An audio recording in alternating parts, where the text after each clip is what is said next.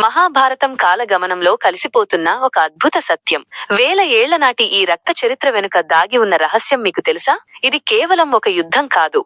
ధర్మానికి అధర్మానికి మధ్య జరిగిన మహాసంగ్రామం. అపారమైన త్యాగాలు, అంతుచిక్కని కుట్రలు, అదిరిపోయే వ్యూహాలు. ఇదే మహాభారతం. ఈ మహాకావ్యం మహాభిషుడు అనే ఇక్ష్వాకు వంశపు రాజుతో మొదలవుతుంది. ఇతను గొప్ప పుణ్యాత్ముడు. మరణానంతరం బ్రహ్మలోకానికి వెళతాడు.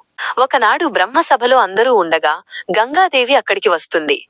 అప్పుడు వీచిన గాలికి గంగాదేవి పైట తొలగుతుంది. అక్కడున్న దేవతలందరూ తలదించుకుంటారు. కాని మహాభిషుడు మాత్రం ఆమెను చూస్తూ ఉండిపోతాడు. గంగా కూడా అతన్ని మోహిస్తుంది. ఇది గమనించిన బ్రహ్మ కోపించి, మీరు మానవలోకంలో జన్మించి ఆనందబాధలు అనుభవించండి అని శపిస్తాడు. తిరుగు ప్రయాణంలో గంగాదేవికి అష్టవసువులు కనిపిస్తారు.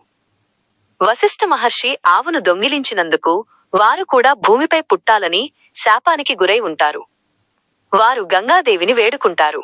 అమ్మా, నువ్వు మాకు తల్లిగా ఉండి పుట్టగానే మమ్మల్ని చంపి శాప విముక్తి కలిగించు అని గంగ ఒప్పుకుంటుంది.